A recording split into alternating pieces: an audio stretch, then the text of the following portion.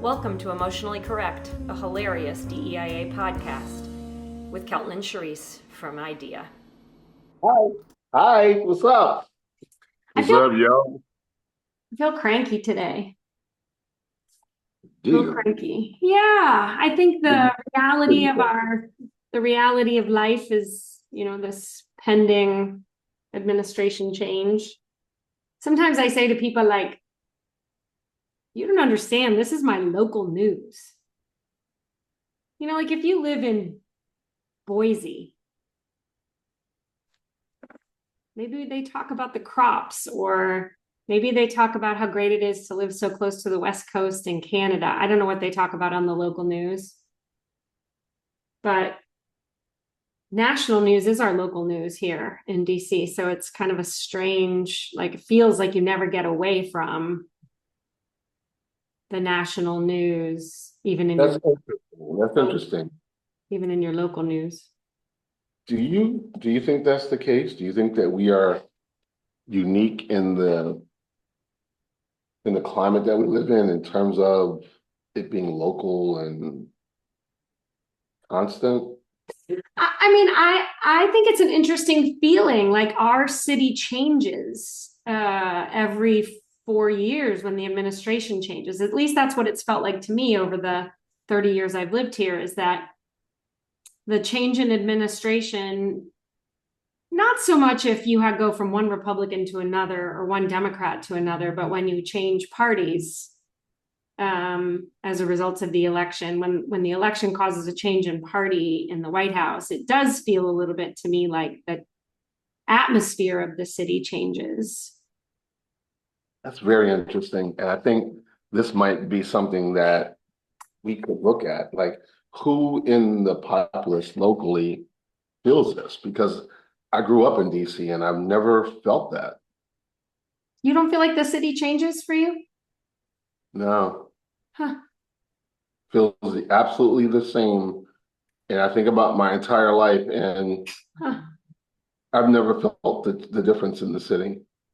There are some things. It could be our lines of work too, right? Like I've worked mainly in like national policy spaces around criminal legal stuff. And so like when I worked at the Justice Department, when the administration changed, all the bosses changed. That could be something. Yeah.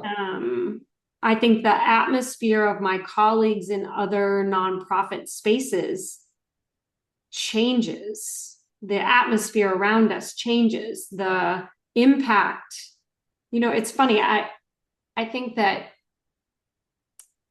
my mom sent me a text saying like, oh, you've been so quiet.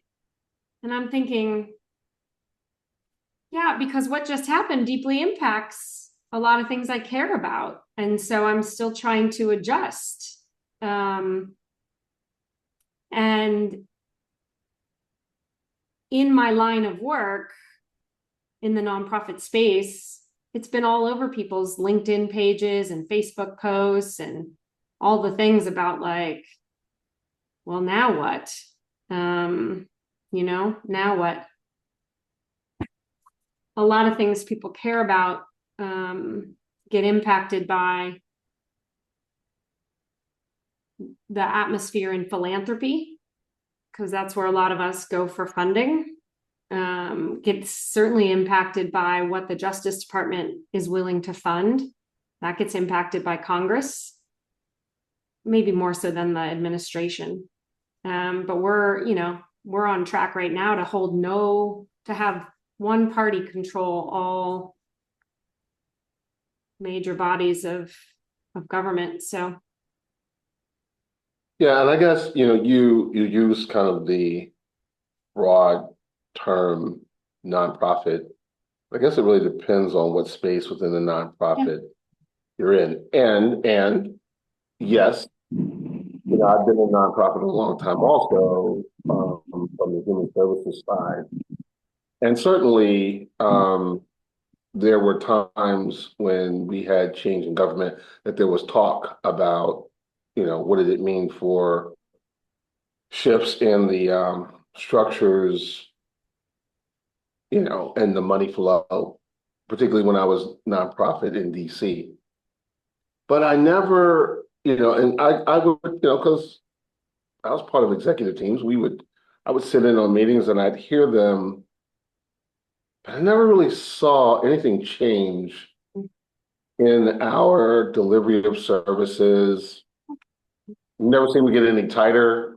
But here's the thing, there never seemed to be a wider flow of capital when Democrats were in. So I guess you hear this a lot. And I guess the reason why I asked the question, and it was interesting when you made the statement, because we hear this inside, outside the Beltway stuff all the time. And outside of those like yourself who worked in an area of nonprofit that was directly lined with who's in office, I don't know if you have to go as far as Boise for people to be like, well, this doesn't affect me every day. Yeah, no, I hear that. I hear that. Well, this is supposed to be a hilarious podcast, and I do not feel very hilarious today. But that said, we talked about the election on our last podcast. It's only 2 days after the election. Now here we are. Is it only 2 days? Last week when we recorded, it was only a couple days. Yeah, I thought you were saying today was only 2 days. I'm like, damn, it feels longer. Yeah. No, it's almost a week now. But so we can talk about the election more, what's happening around all of that since then, or we can just move on to other topics. How are you feeling? I mean, I can just go with the flow. I had an interesting interaction last evening with some folk, some very influential people in an area of our government. I don't even want to like say, right? But these individuals are at the top of what they do, and they were scared. White folks, black folks, brown White folks, white folks, white folks, white folks, at the very top, at the pinnacle of what they do, and they were scared. And yes, they were scared. They were scared that they were going to end up working for Elon, right? And when you look at the face of things, and really how he's positioned himself, and when you understand the sway he already holds, particularly in the aerospace industry, it was understandable. So, but here's the thing. So that's that. But what was even more interesting as I sat around this kitchen table, literally, as we like to talk about kitchen tables in politics, I sat around this kitchen table, their two children were expressing the same level of fear.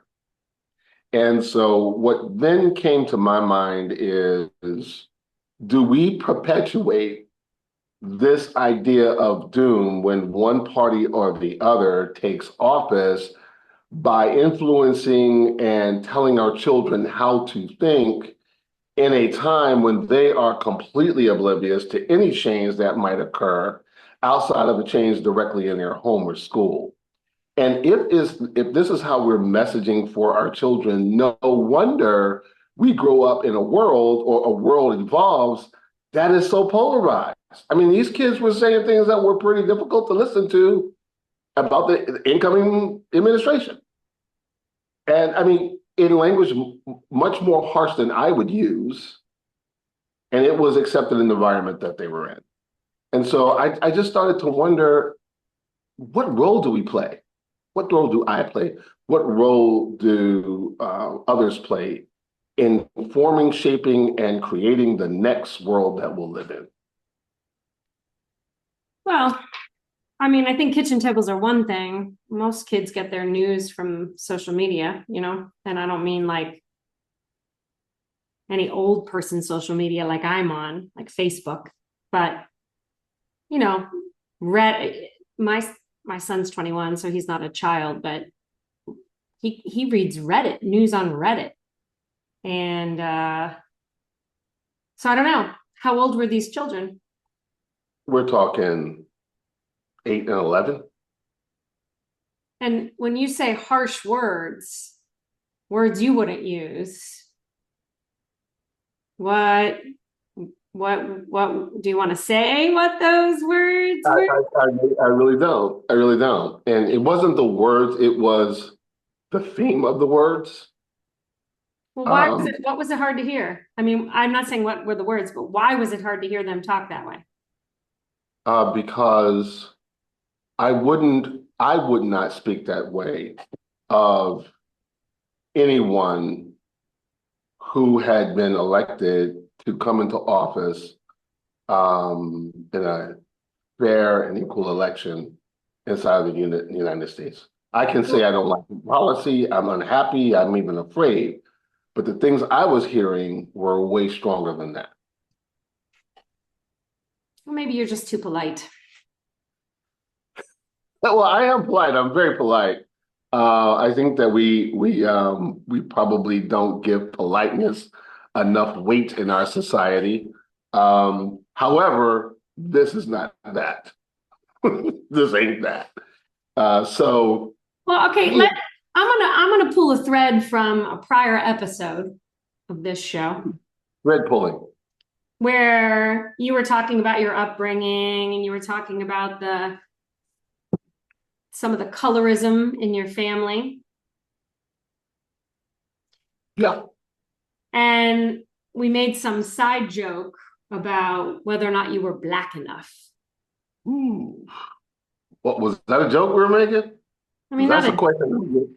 not like a No, joke, no, but I like the understand. conversation, um, I think it's, it's so I'm imagining you sitting around a table full of white folks. You're the only black guy there? Only black person? Yeah, Yeah. pretty much. Yes, ma'am. I mean, this is a voluntary space you put yourself in, Oh yes? yeah, It's it's a a voluntary social. space. It's a social space that I engage in once a month, and it's rare that the topic turns this deeply to politics, but we're in that moment right now. And it is a space that is very liberal, okay, and everybody kind of sees things the same way.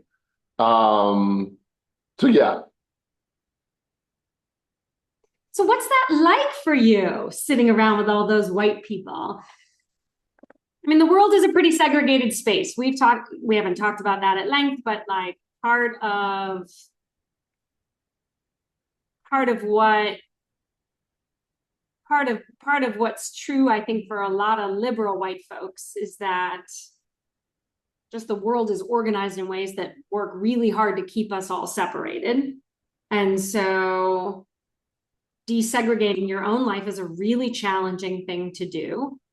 Um, and a lot of Black folks have said to me, I don't really want to hang out with more white folks.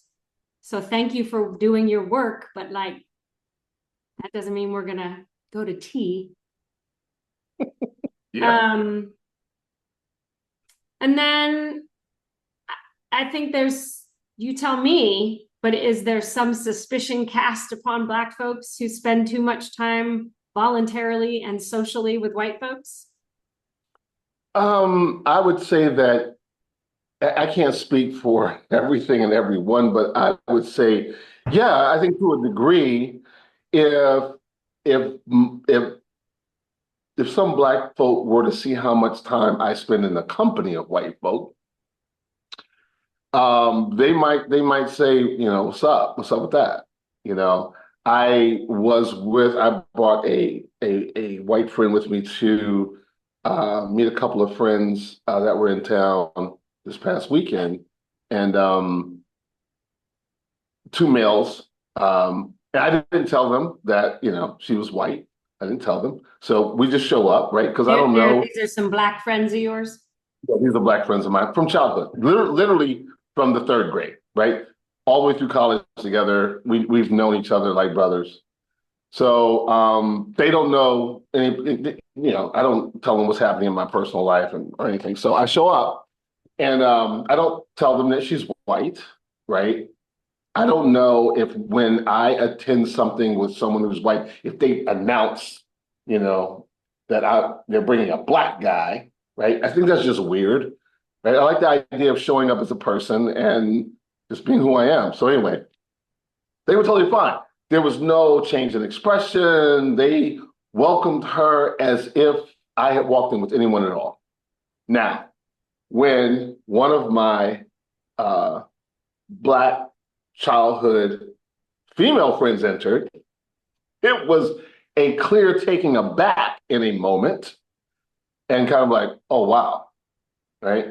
And and kind of and I could be this could I have to be honest that part of this could be my fantasy, right? I have to be honest about that.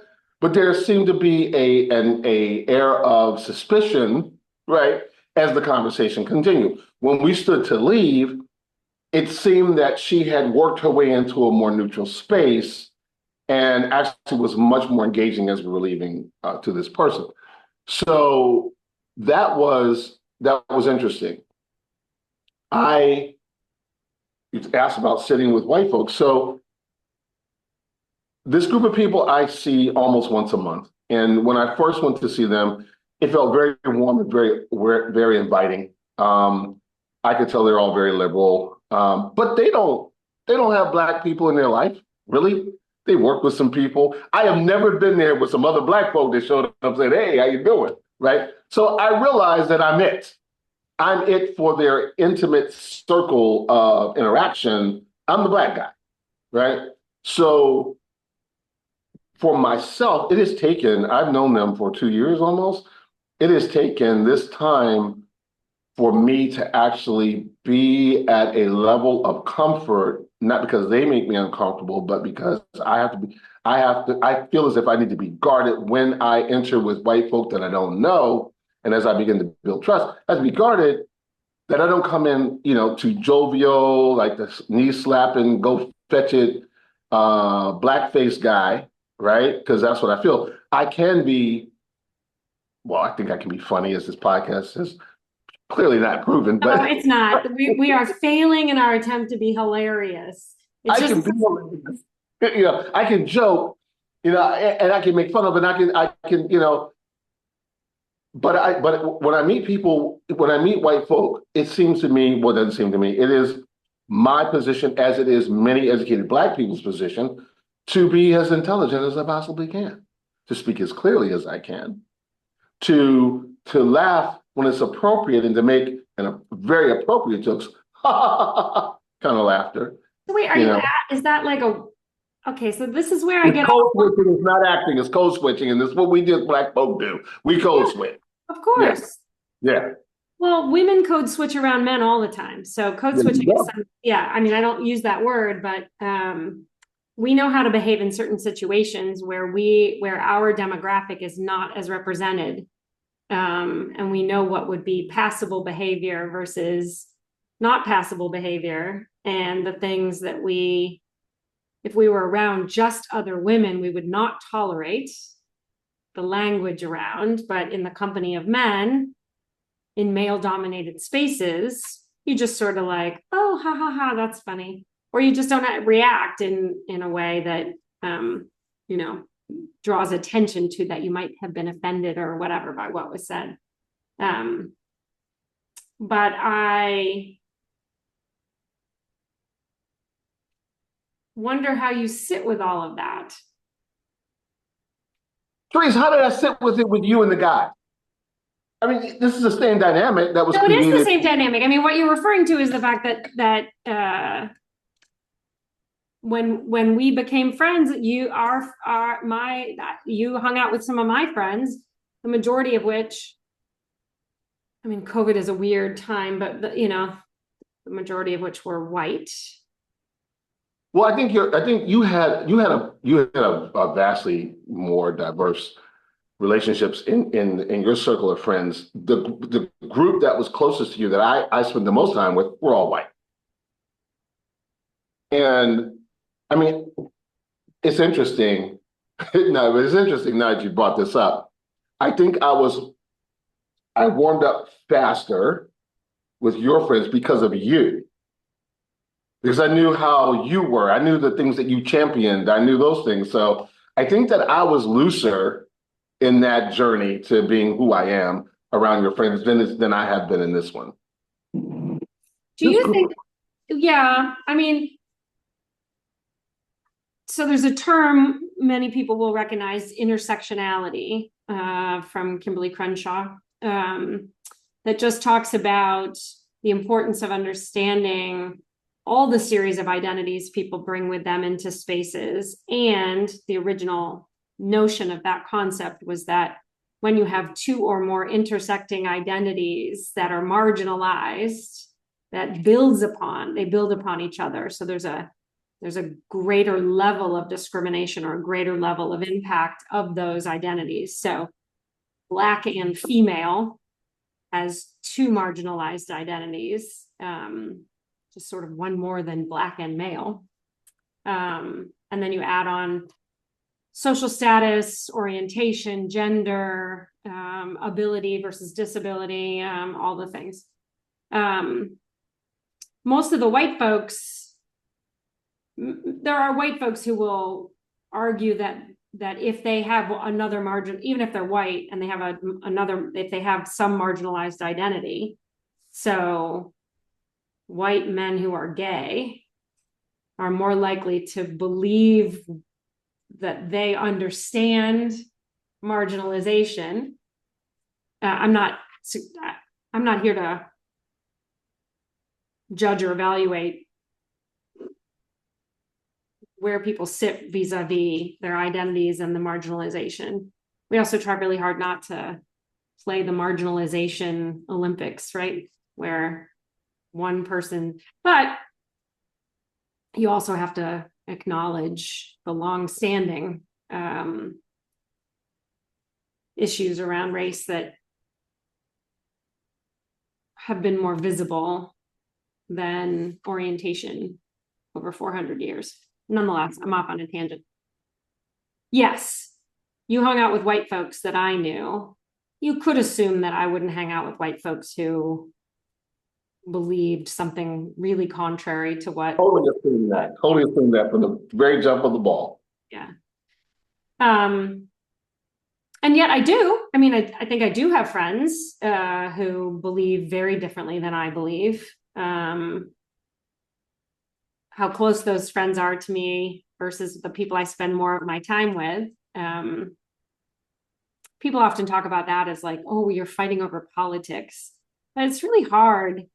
It doesn't, the political is personal, right? And so if someone's political beliefs result in pain for people I care about, that's hard. It's really hard to stay as close to those people as other people. But I'm curious about sort of, do you feel like you got all the way? I don't know. What do you have only one way of being? When you say you were being yourself? No, I don't have, I don't have only one way of being. And even with my own, I mean, it's so nuanced, right? I mean, even within a community of Black folk that I don't know, I'm still going to present in a more guarded manner. I think that's just normal for anybody. However, it's a good question to ask me, because now that you say that, I'm thinking, with this particular group that I'm talking about, have I been as close to what I would identify or say is my real self? And I would say, yeah. I say right now, yeah. But it's taken me a while. And part of, I was about to say, it's not about trust. I think, well, yeah, part of it is about trust. There's another element here, right? And there's an important part of the kitchen table with people who don't look like us or even believe the same way. But I'll say look like us because we all kind of believe the same thing. We look differently. I told a story last night, and I've told you the story, and the story about the Confederate flags during George Floyd. I was on the bike ride, and I go to the Confederate Memorial that's in Southern Maryland, just outside of Point Lookout, and I'm shocked that there's this obelisk and maybe like 40 or 50, I think they're 50 Confederate flags around this thing. And I'm riding past it, getting ready to turn the last 2 miles into the park. And I'm like, how in the world does that exist? I mean, we are marching in the streets. There are police officers and armed people. Trump is out front with the Bible. We got crazy stuff happening across the United States. And I'm cycling here in rural Maryland, and there is a complete memorial to which appears to me to be to the Confederacy. And the conversation that was born from that was a conversation that I sat down and talked to folk who the curator of this monument. It was a private monument, and I sat and talked with her and her husband and two Iraq vets that came up. We were so far apart in our political belief structures, and yet we sat and we spoke, and we found a common thread within the humanity of us. And what came out of that was this woman's son had been on heroin for a long time. And because we sat and talked long enough, she became aware that I worked in addiction and and my sole goal and my job in addiction was to get people into treatment. And so I was able to help her. Why did I tell that whole thing? Because as I sat with my friends last night, one of the things that I realized as I told that story, I saw the tears well up in their eyes. And I realized that you can kind of from an intellectual space be liberal and understand the struggle from some place, some very theoretical place. But if you don't have people that sit at your kitchen table who actually can relate the experience directly to you from their own lived life, right?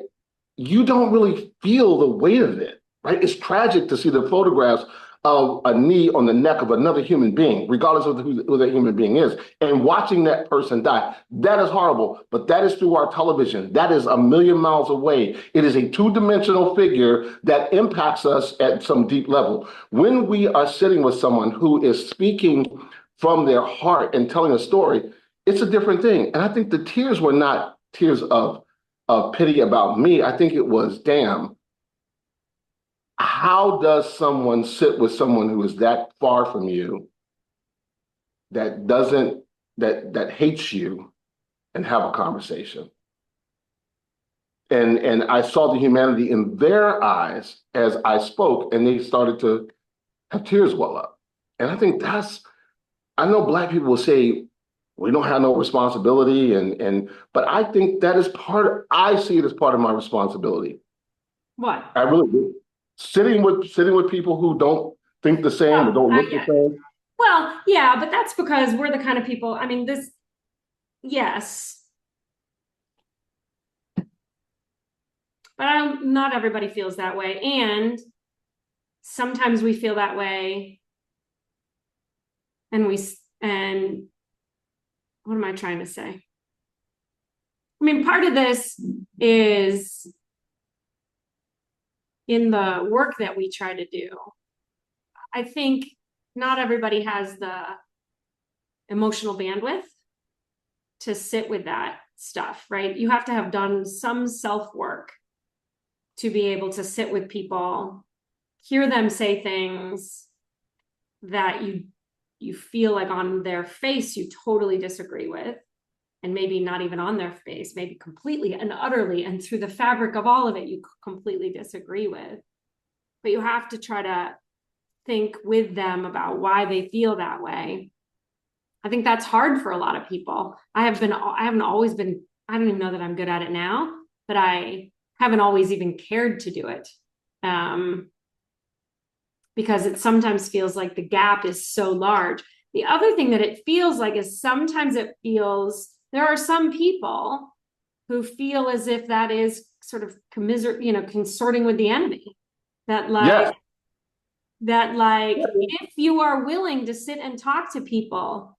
So, you know, as well as anyone, one of my closest friends is a trans woman. And,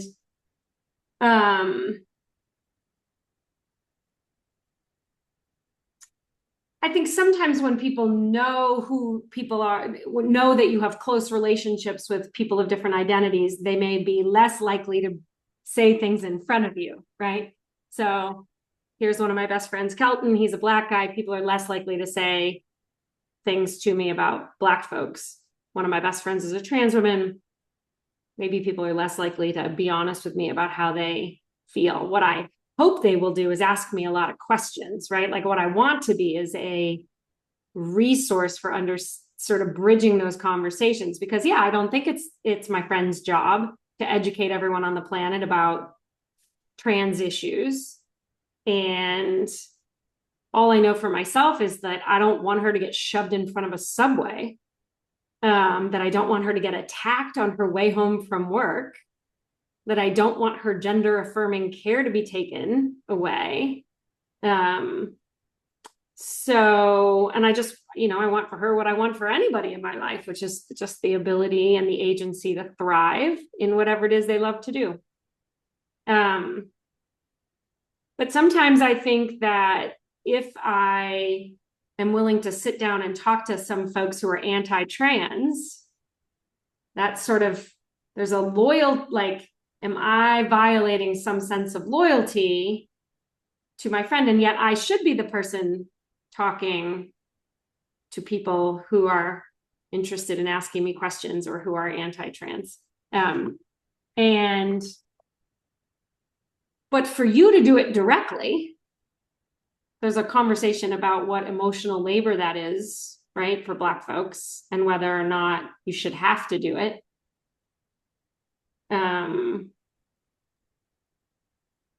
I wonder what gets missed when people, I get it. I get the labor and I get how triggering it is and I get how all the things. And so I'm happy to be somebody who steps in those spaces with white people and talks to white people about race. Totally happy to do that. And there's something still much more powerful about proximity. So I feel like I've learned so much by being able to have dialogue with you, whether or not people consider you Black enough because you hang around with white people, right? That's not something for me to say or for me to question. It's funny, people don't ask if I'm like I'm willing to I'm willing to talk to men about misogyny. Does that make me not female enough? Yeah, you're definitely not female enough. I think that's definitely a thing. Clearly, if I was female, if I were female enough, I'd have like a long bob. I'd be. Oh, would you? And if I was Black enough, I'd have an afro. Really? What? Well, you'd have an afro if you could grow your hair, but it's past that time. I'd have a Jesus ponytail. Thank you very much. Is that right? That's my fantasy since I was a little kid. I'd grow my hair long and I'd pull it back in a ponytail and, yeah. How is that your fantasy? You've got weird fantasies, man. I have dreams of having lots of hair blowing like Jesus. I don't know, since I was a kid. It's been a thing. And I couldn't grow an afro when I was a kid, so I never had one. Mine was about this big. My brothers and sisters were like out here, like Angela Davis. I don't want to get off on this tangent. You're just not Black enough. That's what they were saying to me. I don't want to get off on this tangent, but was the Jesus represented in your religious upbringings was white guy? Of course he was white. Isn't Jesus white? Jesus is white. Jesus was not white. Okay, let's just move on. He's black now. In our 4 years of our churches, he's Black now, but he was a white guy growing up. Yeah. He had the flowing hair, the Fabio kind of look. Yeah. What do you think it means to be Black enough?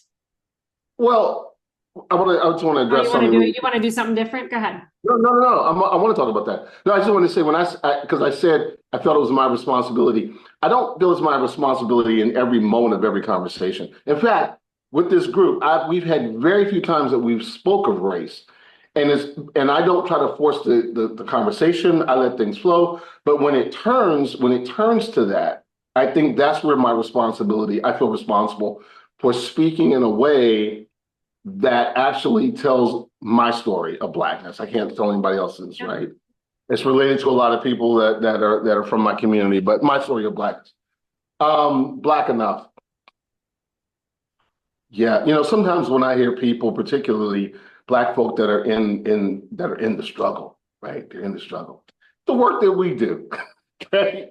And I hear Black folk in the work that we do, and they have all the language and they've read everything, and all the heavy hitters and writers within this genre of literature that relates to and of course in the educational space, right? In academia. There's heavy stuff. There's heavy stuff out there, right? People did research, and there's a lot of stuff. And I listen to them talk, and I think, oh my God, if I say what I think, they're gonna be like, you have no idea, you non-Black man, right? And this is the problem with our community because we don't know. And I'm like, all right. And what I've struggled with, and what I struggle with in being Black enough is by saying my lived experience and the way that I see things from my own perspective carries a lot of value and meaning, right? And I believe that it does, but in many circles, not so much today. Growing up in my 20s, and when I would go to those dinner parties I talked about in our first episode, and I would say, I'm not going to check the box. I'm not checking the box, right? And I was having this conversation just the other day. When they put the boxes there, right?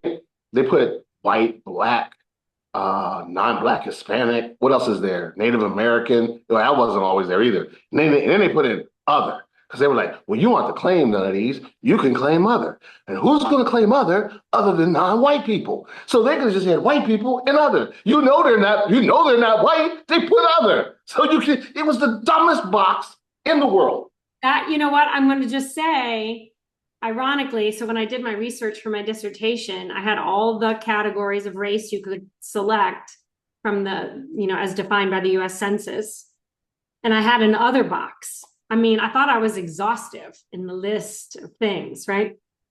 Including you could be of mixed race, like all the things. And I had an other box.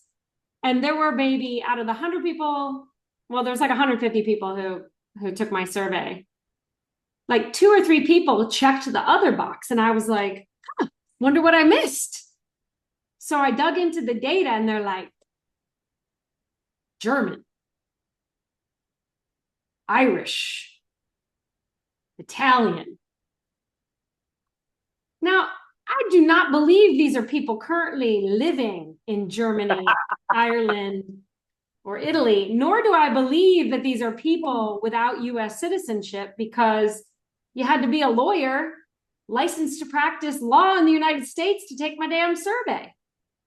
But isn't that fascinating? So white people, I'm sorry, but Germans, Italians, and Irish, we are by census categorized as white, non-Hispanic. But I wondered, so it's interesting because some folks would say, well, those are white people who are trying to distance themselves from whiteness by claiming they do not, well, you know how I feel about the word Caucasian, can't stand the word Caucasian, but they don't want to be classified in that way, white or Caucasian. So they picked other and they said, no, I'm Italian. Seems a little, I mean, I don't know the motivations for them doing it. I know what people would say about those people. I know what other white people would say. Some white people would say, well, that's right. I shouldn't be defined by, I want to make my own definition of myself. I have to feel like a bunch of folks of color might say, oh, get the fuck out of here. Irish, Italian, German, you're white. I don't even know what it means for a person who is white to say, I don't want to be defined by a color. Okay, you're not defined by a color, you're Irish, and you walk down the streets of New York, you are white. I say I don't want to be defined by a color, and I'm trapped in the same way. I still am defined by a color because of the way I look. And so I check other and I walk in, and the person already knows I'm going to be a person of color, right? Because I checked other. They may not know if I'm going to be black or brown, but they know I'm going to be something else. I can't escape it, right? So I think that the people who pushed against me and said I wasn't black enough were really, I feel like, saying to me in that moment, you're a fool because you can't not be black. So by your saying you're not going to wear that label, it doesn't change anything for you. And this is where I depart from some people because I believe that labeling does have an impact on how you think, breathe, see, and how you feel about yourself. And I believe it starts with liberating yourself from, and I think this is why it's beautiful that humans have decided that they want to remove the binary gender labels and say, I'm other things, because they represent more of what I feel. They represent more of how I live my life. And so I want to be that. I didn't want to be Well, that's just black. it's kind of a shitty example because who knows what the next 4 years will bring, right? It's a shitty example because we don't know what the next 4 years. Yeah, because in a space where kids now, children and their parents may not be able to avail themselves of gender confirming healthcare, then I mean, I do think that the pushback on self-identifying a gender is pretty loud. We've now left that space a little, it seems, in the queer community, right? That would be like a better example, which is now you're not just either lesbian or gay versus straight. There's like 14 different things you could self-identify as. But we've gotten more used to that or comfortable with that. Not so much I don't really think so much in the gender space. Okay, I'll But accept that. but you and I had this, we sort of made that joke that like, why do people who don't identify as heterosexual get to pick from among 15 different labels? But you or I don't get to pick from among whatever labels we want. But other people would say, well, that's just because we have 400 years of history centered around laws that say, one drop. One drop. And I think that when I say things like I don't want to be identified as black, people think it means I don't want to identify with that 400 years or the struggle or all that. Or somehow you're being disrespectful to the ancestors. Yeah. But we moved through at least 4 terms that we accepted as a community, and because we moved to those different labels, everyone didn't accept them. I remember my grandmother was like, "I'm not calling myself black." She was comfortable with colored or even Negro, but she wasn't going to be black. She wasn't going to be African American. That came much later. Wait, did she ever say why she didn't want to be identified as black? Well, my grandmother and early on with my parents, they shifted into blackness. But when black first came on as a term, King pushed back on it. And it was like, okay, it carries all of the negative connotations of the word, and yet we're going to put it on and we're going to say this is good. And so it was difficult for some people at that point to make that switch. Mm-hmm. Right, to embrace this idea of being black and proud. They seem to be, contraindicating to one another. I can't be black. Do you know who decided you would now be called black as a community? Where did that word come from? Well, I'm gonna say where it got its power was during the Panther movement and during the period of time with X, because King and X sat down to have that conversation, right, between about black and colored. And I have no problem with the word today. I'm black and I'm proud, right? However, just like I didn't announce that my friend was white, do I need to announce that here comes a black man, right? So, if I'm going to be introduced to as a speaker, does my race come up as part of my introduction? If I'm filling out an application, either for employment or for some type of association, which I did in the triathlete association that we both belong to. I don't know if we belong to the same one, but then when they were asking for members to work in their structure, I said yes, and I wanted to work in the diversity and equity area, which they had, and they asked me what race I was.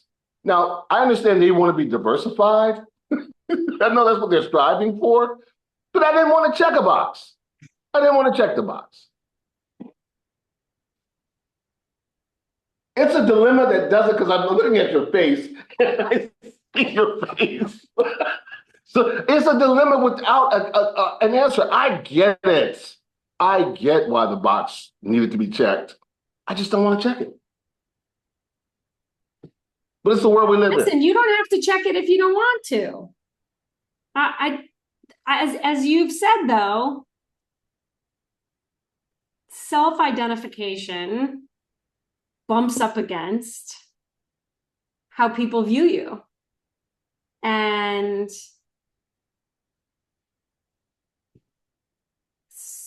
in the gender space, they say, try to be careful not to misgender someone, right? Misgendering. So calling someone by pronouns or referring to them in a way that implies a gender that they don't self-identify as.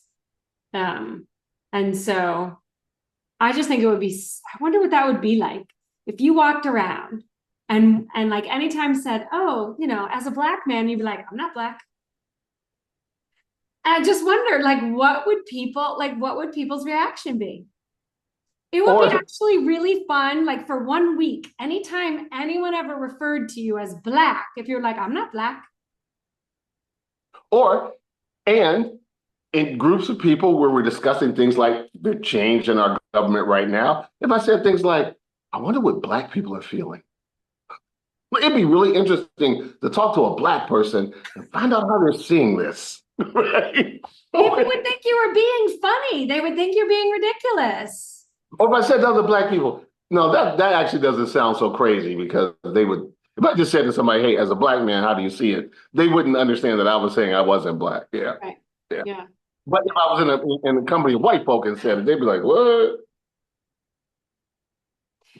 Yeah, when you and I first became friendly, there were some Black folks who said to me that your ease of association Come on, this is what I want to know.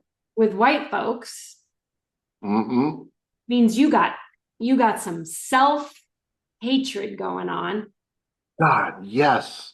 When you told me that, it made me so fucking angry. Oh, can I say fucking on the podcast? Yeah, that's fine. Okay. I became so angry when you told me that. I know.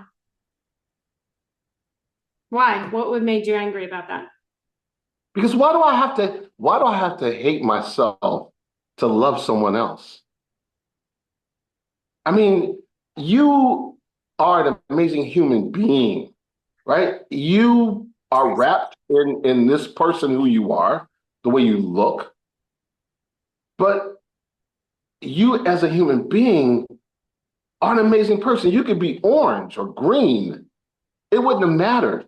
Sometimes if I eat too many carrots, I get a little orange. Which I find phenomenal. If we were blind, so when I was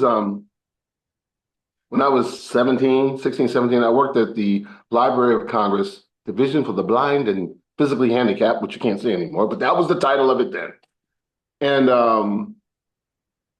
what I came to realize in working there, because I would say probably 80% of the employees were visually impaired, was that it didn't matter. The people who I worked with, and I'm a fledgling, right? I'm just a kid, doing the grunt stuff. But I was treated the same way by everybody in the building because they couldn't see me, right? And so this idea of truly being blind and having to assess a person based on other attributes and elements of their character is a really powerful thing. And that I can do some of that, I won't say to that degree, but some of that with my eyes wide open. Why does that make me a self-hater? Listen, I don't know. This is not my area of expertise. I just know that the folks who said that to me are not, it's not the, it has come up in multiple spaces. I told you about the workshop I went to at the White Privilege Conference. If folks don't know about the White Privilege Conference, they should look that up on the internet. It's been going on for like 25, 26 years. I think we just had that was just the 25th. No, it is not a place where you go to get more white privilege. I thought it was. I was like, can I attend? Maybe I get some of that. What are you getting over there? White privilege. Yeah, it's where we all just sit and like pat each other on the back for being able to go into stores and not get followed, to survive interactions with police officers. You guys actually set up like mock stores that you don't get followed in. That's right. That's right. Yeah, that's right. We role play interactions with police officers. So no, the White Privilege Conference is a place where, you go to, it's really a DEIA conference. It's about unpacking privilege and about working on racial equity. But I went to a workshop put on by a guy who wrote a book. I'll make sure that when we legitimately put this podcast out, that it's underneath the podcast. But it was called The 400-Year Holocaust.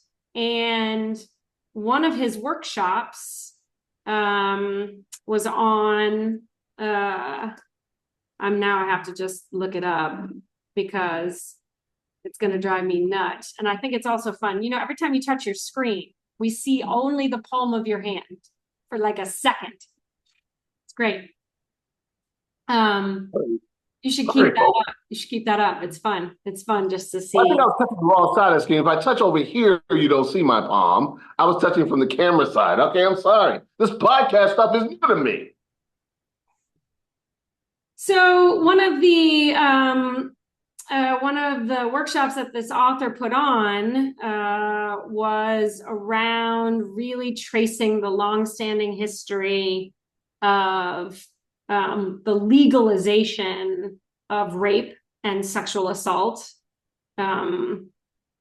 basically because slaves weren't considered humans, they were considered property, and so you couldn't actually be arrested or charged with a sexual crime against a female because they were considered property.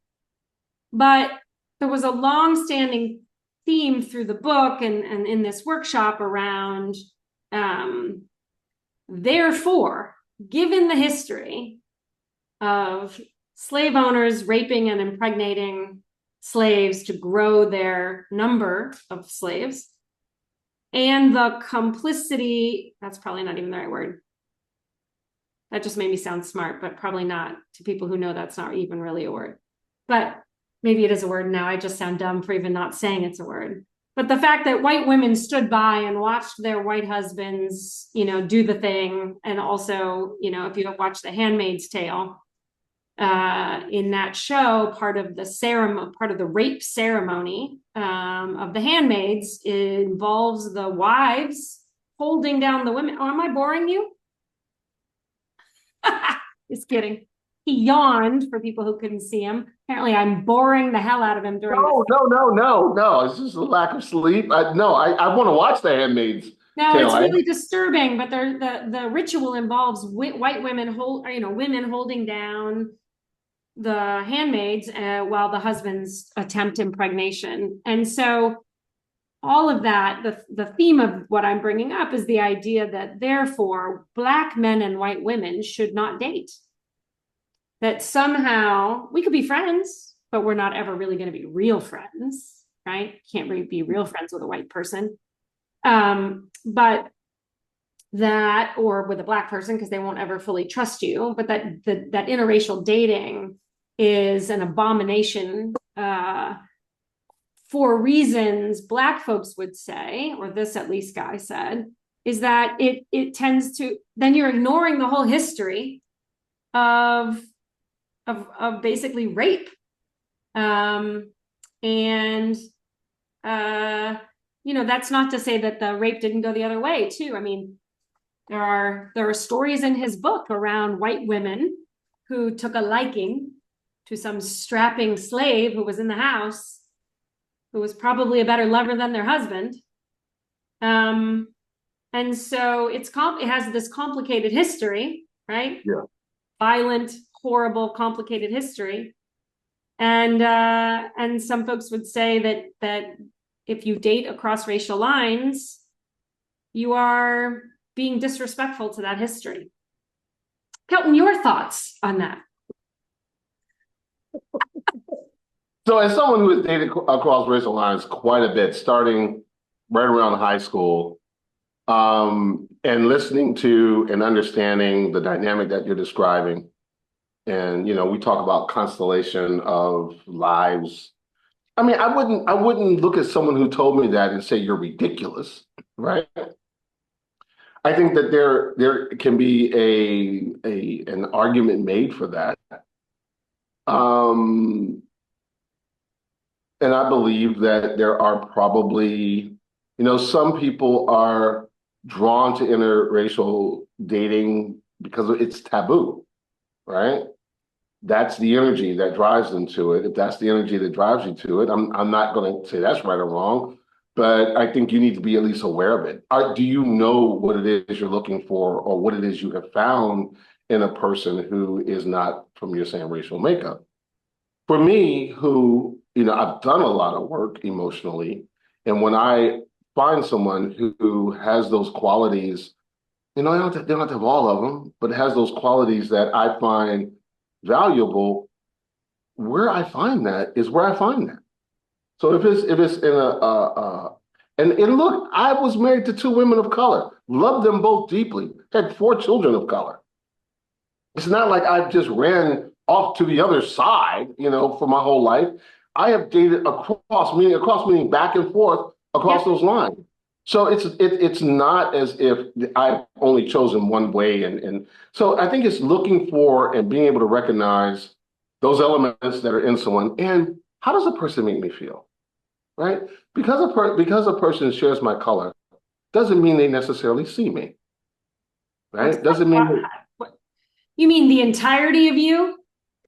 The entirety of me as a human being, me as a writer, me as a poet, me as someone who is a father who valued the most valuable thing that I've ever done in my life was raise my kids. I mean, if you can see me, that's super important to me. And that hasn't always been based on race. Do fewer white people, white women see me as in my totality? Sure, absolutely. But I have also had those individuals in my life who could. And they don't claim to understand everything, right? But I don't understand everything about a woman of color because she comes from a whole different place that I come from. Her views and ideas and ideals and values are shaped by something I had nothing to do with. And so just as I have to learn that, so when we date, if you're dating across racial lines, there's more stuff to learn. But if you're honest with one another and say, I don't get that, or how does this feel, or what I'm feeling, yeah, I'm rambling now. No, I know, and I think I'm gonna wrap this up here. But I do think that I'll make a note about this. I think it's really, I think that understanding whether or not that we speak for everyone, or not that we are selling a product called make friends with people who don't look like you. But I think I do not personally subscribe to the premise that I have heard others say, which is that Black and white people can only get so close in a relationship because they will never understand, because that white person will never fully understand what it is to be Black in America. And because of our nation's history, there is an elevated sense that other differences between people can somehow be bridged, but that this racial one cannot be bridged. Yeah. Yeah. And, you know, the irony of like all of this stuff is like for hundreds of years, we have purported this idea that marriage was between one man and one woman, and that was a relationship that would stand the test of time. And yet we never have talked about whether or not that could ever be a legitimate relationship, because those people will never be able to cross that gender line and understand the other person fully, right? In many ways, that notion that like the best and most authentic relationships are between people who share significant identities should mean that we should have legalized gay marriage a long time ago. Long time ago. Long time ago, right? And so I tend to feel like I would get upset too when people would say to me that my relationship with you, my friendship with you was not genuine, could never be fully a real thing, because I could never understand what it was like to be a Black man in America.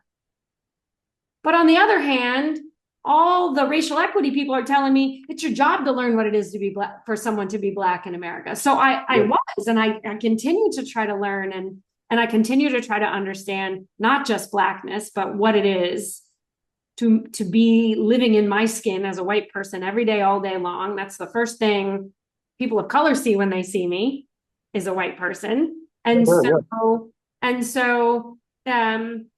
it just as it bothered you for people to say like, well, if Kelton is dating white women, then he just definitely has some problems with his own Blackness.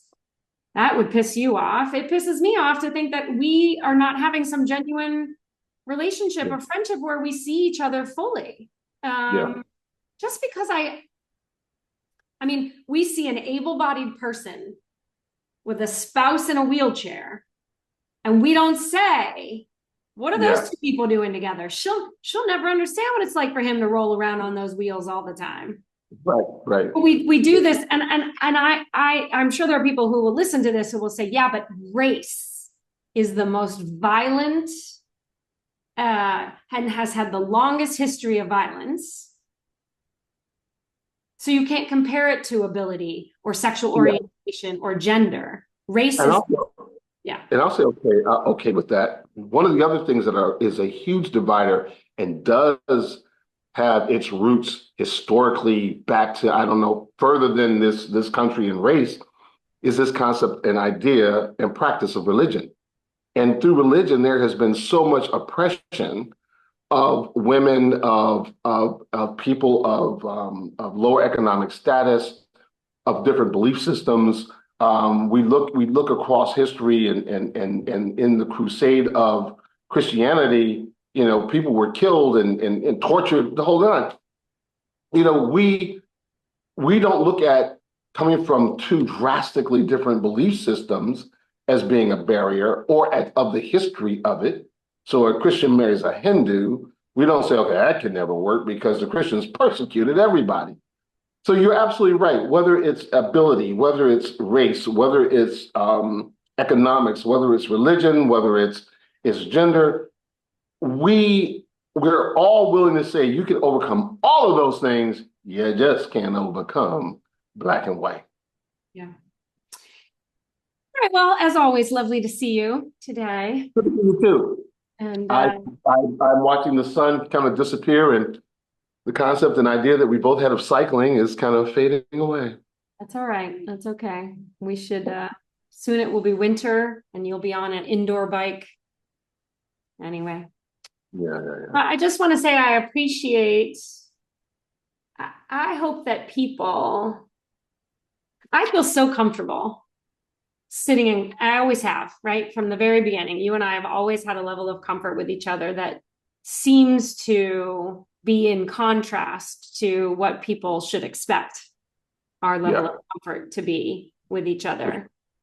And I'm going to argue that your history, maybe a little with, you know, being sort of raised in the church, but maybe more so just in the service-oriented nature of your professions, right?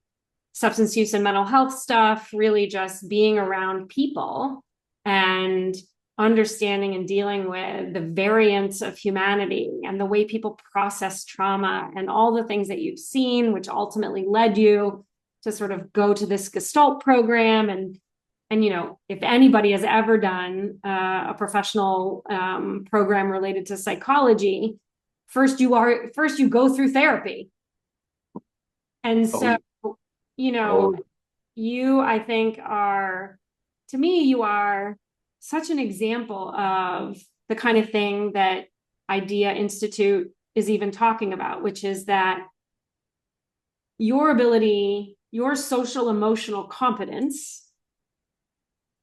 This isn't about being perfect. This isn't to say that you never get triggered. This isn't to say that you never have a bad day or that you're never like, fuck those people. right. But your level of emotional intelligence, your ability to self-regulate, your ability to be reflective of your own behavior and your own thoughts, your ability to have conversation where you don't make your trauma isn't just like vomited on other people for them to have to process. Like, your ability to do all that makes you an incredibly special person. And I think that, and yes, great, I'm also incredibly special, but thank you for laughing. You actually are, but go ahead. But I struggle with that sometimes, because in any given week, my partner or my family could point to something about my behavior and be like, I don't know, she's on her high horse over there about being all like, whatever. But I just watched her like lose her shit over something little. So I'm not perfect by any means, but I'm always curious and fascinated by my own reactions. And I'm always interested in, like, after the physical sensation of the anxiety or whatever sort of dissipates, being like, wow, what is that about? That's fascinating. But And that's what makes you special, right? I think I that's think that, but I don't want to call us, I mean, yes, we're special. And these are skills I got taught. These are skills you got taught. These are not, absolutely. and they're skills we keep working on, just like we ride our bikes, right? We had to learn how to ride a bike. We keep learning how to be better on our bikes. And these are skills that I didn't really necessarily learn growing up. I didn't really even know there was a skill set to be developed until I was probably in my 20s. And then it has been an uneven learning and learning and unlearning other things. But I think that this, to me, is why I got so addicted to this kind of work, because I really believe that our ability to have an authentic cross-racial friendship where we don't ignore race. No. In fact, I annoy you because I talk about it all the time. What gives you the idea you annoy me sometimes? So, I have a lot of evidence to show that I have annoyed you over time. But I want to demonstrate to people that this is achievable.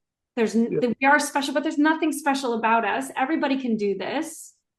It does require self-work, but it now makes it impossible. I mean, you're not the only person of color that I'm friends with, but you're one of the people I'm closer to of color. It makes it almost impossible for me not to see not your personal, but sort of your personal. It makes it impossible for me not to consider anti-Blackness when I see it. Because when I see it, I think about the people I love who are Black. Yeah. And I love you. I love my old colleague, Tennille. And I think about, like, Tennille's raising, I know you got 3 daughters and a son. She's got 2 sons. Like, I think about your children. I want for them the same things my kid, that I want for my kid. And so it makes it harder. The proximity to you makes it harder for me to just not think about this stuff all the time. The proximity I have to Lisa, my best friend who's trans, makes it hard for me not to see anti-transness and want to say something when someone says a thing, right? And I do think that it's possible. There was a meme this past week about, if you don't understand why fill in the blank is mad about the election, then you're not friends with the person of that identity. You just know somebody with that identity. Because if you're friends with a Black person, like really friends, or friends with a trans person, or friends with an immigrant. Right. Yeah. And you're not confused about why they're concerned. Yeah. Yeah. I'm gonna add on to something you said. I want to go back to that word special, and I'm gonna say that you are special and I am special, but our specialness is not something we were born with. It is, no, I'm touching my screen. It is, because I'm turning my phone. It is something that we choose to do. When you choose to do the work, you choose to be special. And when you choose to open your eyes and to be vulnerable and to say, I'm willing to listen, that's when you become special. It's a choice. You can choose to be special. And in choosing to be special, you choose to begin to make a difference. And so I'm inviting everybody who hears us to say, hey, be special. Yeah. Choose to do something different. Everybody can do it. You said your one last thing. I'm going to say my 13 last things. Ready? Yeah, your last thing was just like 10 minutes, but go ahead. Oh, it was at least 15 minutes ago where I was like, I'm wrapping this up.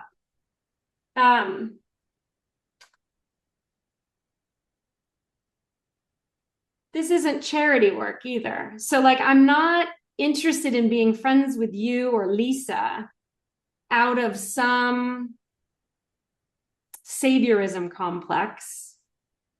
Now, that's not to say that I was not ingrained with that, and I have to check myself all the time. Am I doing my Wonder Woman thing where I want to swoop in and look good and save the day and be distant from people I think more poorly of, like people who have bias and stereotypes or hatred, white folks like that, or cisgender people who have an opinion about transness, right? It's not to say I don't still have to check myself, but I lost my train of thought. What was I saying? Yeah, I don't do it. I guess I'll have to re-listen to the tape. This is why older people can't do podcasts, because I don't know who you're talking about. Remember. I remember everything. I'm like a trap. I'm steel brained. Yeah. Yeah. Yeah. I don't even know what I was saying. I was waiting for it. I know. Wow. It must have been really good. I'm gonna have to lop this part off. All right, my friend. I'm gonna stop this recording now.